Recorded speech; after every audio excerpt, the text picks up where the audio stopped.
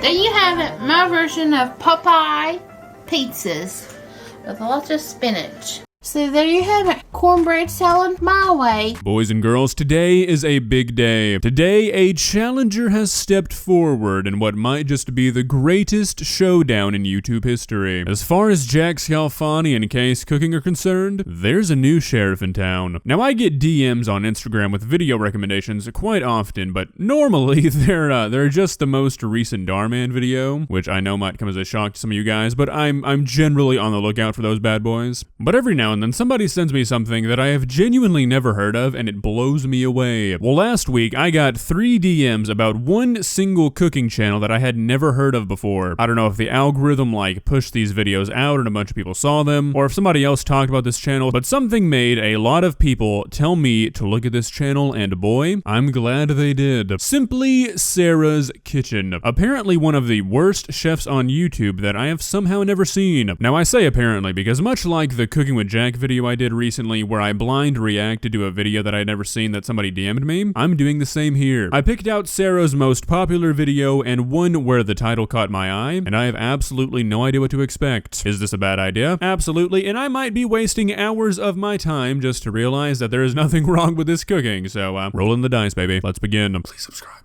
Welcome to another episode of Sleepy Sarah. Today on the show we are going to be making Popeye pizza.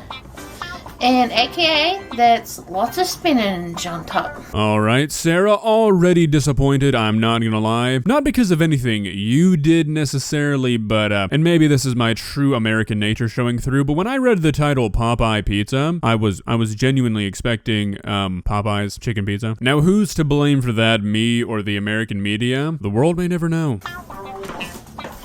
So, for our sauce that we're going to put down, we ain't going to use our traditional pizza sauce. We're going to do like a garlic parmesan, kind of like our Alfredo sauce. Okay. Not a big fan of white sauce on pizza. I've had some that are good, don't get me wrong, but if I want pizza, I'm always going to be thinking of a red sauce pizza. Some mushrooms, some onions, some minced garlic. My God, now I want pizza. Give this flour just a minute to get rid of that raw flour taste. Now we're just going to put in some milk. It depends on how thick or thin you want your sauce. It's starting to come together. Put some more milk in there. Alright, interesting choice. I don't think I'd ever put a non-dairy milk into a cheese sauce. I feel like that would definitely kind of weirden up the flavor. Now, I'm not one of those guys who's like, soy milk, oat milk, how do you get the milk out of the almond? No, I don't really care about that stuff. Drink what milk you want to drink, but I don't know, this just seems like a strange choice to me. Okay, I got my little mini chopper out, and I have got some garlic. I want to use that. And I buy it sometimes already peeled in this, well, can't get it back out, but a big old package. So sometimes it's easier that way.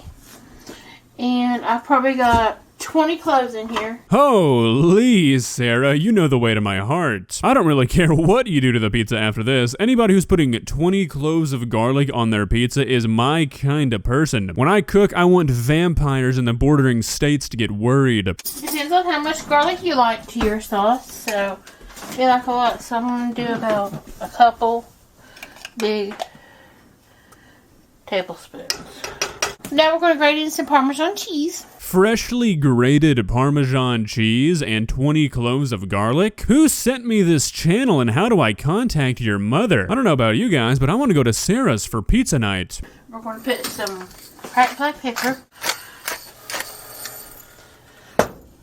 And just a pinch of sea salt because the Parmesan is really salty. Just the inclusion of salt and pepper into this dish makes it automatically better than half of what Jack and Kay have made. So far, I'm not really seeing too many negatives.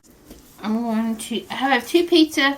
Alright, okay. Maybe not the best timing on that last comment. So this dough looks a little wet. Now to be fair, I don't often make pizza dough, and when I say I don't often make pizza dough, I mean I have made pizza dough once in my entire life, but I have watched a lot of people make pizza dough, mind you, and this doesn't look quite normal. But look, I have faith in Sara. I'm sure it's gonna come around.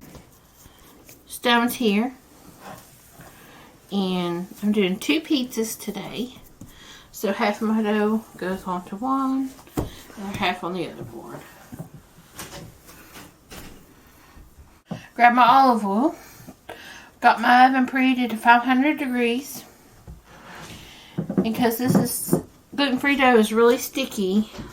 Oh, okay. Interesting. This is gluten-free dough. That adds an entirely new piece to the puzzle. Maybe this is what it's supposed to look like. All right, after looking at some gluten-free recipes, this is actually pretty close. And it's not perfect. It still looks a little wet and maybe not fully together, but I mean, dough is something that is notoriously hard to make. I say fair play, Sarah. I par-bake mine because I like my crust not real doughy.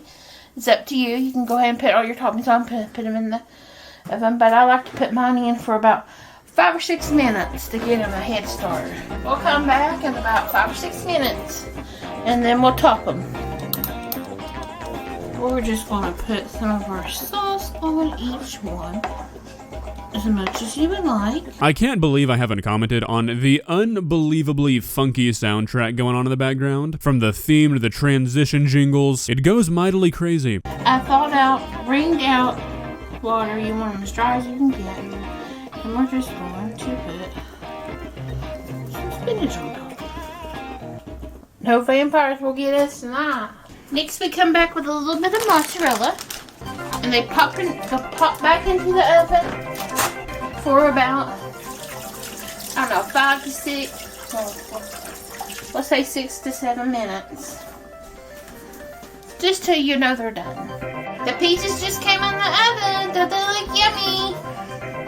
There you have it, my version of Popeye pizzas with lots of spinach. Not gonna lie, a few more minutes in the oven for me, I would absolutely demolish this. There's enough garlic to kill a man on this pizza, and that is the way I like it. Maybe I just picked an exceptionally good video, but I did not really find much wrong with that. Sure, the dough wasn't perfect, and I like my pizzas cooked a little bit more, but other than that, pretty solid attempt. However, I'm not as confident with the next one. It's cornbread salad time, baby. Welcome to another episode of Simply Sarah. Today on the show, we're going to make cornbread salad. Now, what you need to do is bake you some cornbread. You can do homemade cornbread like I did, or use Boxer 2 as a little jiffy, whatever you want to use. One thing that I really like about Sarah, and I think it's the thing that separates Kay from Jack, is that it's very nonchalant. It's very like, do this if you want, change this out if you want to. It's not, this is the way to do it, and if you don't do it this way, you're wrong. I mean, Jack will tell you if you press down a burger or make a smash burger, you don't know what you're doing. Or tell you you don't know how to cook chicken and then eat it raw. It's much more forgivable when you make a mistake, when you are not acting like it is the law of the land. And it depends on how much cornbread you want in yours. This was a whole pound of cornbread that I baked and let it cool and then crumbled it up.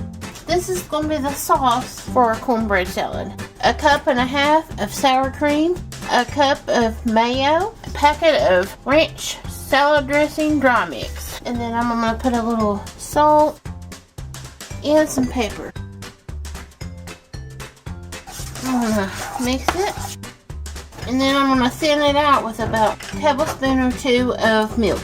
Alright, I'm starting to get a bit worried now. Sour cream, mayonnaise, and ranch milk is not exactly what I call my preferred topping for cornbread. There seems to be many toppings in this dish that I am not a fan of them going together, so maybe this is a better representation. We've got 2 cans of pinto beans, rinsed and drained real good.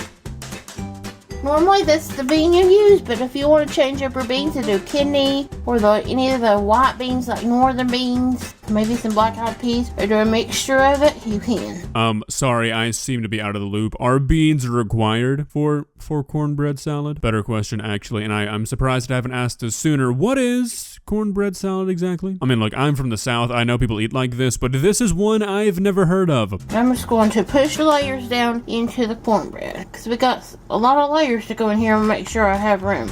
Next, 2 cans of corn, just sweet yellow corn, drained real good and rinsed. Spread it out. Let's do a little layer of some chopped onion. I've got a little bit of white and red here because I needed to use some up. This is honestly getting worse with every step. It's unfortunate because these are all ingredients I love, but putting all of this stuff together, why? Bread is not a good bottom layer for any kind of wet dip. It's not a good layer for any dip. let's put us a little bit of bacon bits. If you want to fry you some bacon up, then do a whole package of bacon.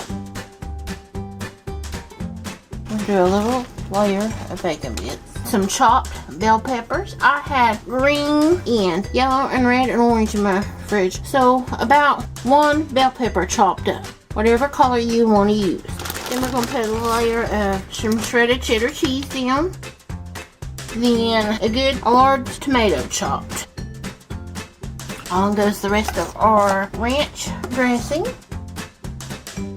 Okay, then you come with a little bit more cheese. This is like the southern version of Jack's garbage stew. I genuinely cannot fathom putting all of this stuff together and actually eating it. This is unexplainably gross to me. No sarcasm intended whatsoever. This is something that you could never ever get me to eat. I like to do the layers in like a clear container or one of them glass trifle bowls so you can see the layers. Some people just dump it all in a bowl, mix it. So whatever you want to do, I like to look at all the layers. And then you put a lid on it, let it chill in the fridge for about 2 to 3 hours, then take it out and scoop you out some to serve. I just think the layers look all pretty. And it'd be really pretty if I had a glass container so you could really see the layers. Sarah, your positivity is really making me want to say something nice about this, but I just cannot find it within me. I know that the consistency of that cornbread after being weighed down by 40 pounds of wet ingredients and sitting in a fridge for hours is going to be like eating wet paper. I applaud the effort, but this is pretty rough. Well guys, what do you think? Where does Sarah rank between Jack and Kay? Honestly, I think she might be a better cook than both of them. Now, if I had just seen the cornbread salad video, I'm not sure I would be saying that, but I went through a few of her other videos, and yeah, there's a bad one every now and then, but most of the time it's just, basic southern cooking. Some questionable recipes, absolutely. Worse than Jack and Kay? I don't know about all that. If you enjoyed this video, please leave a like and walk on over to that subscribe button and touch it. It's free. It won't cost you anything. But for now, that's all I have for you today. Bye.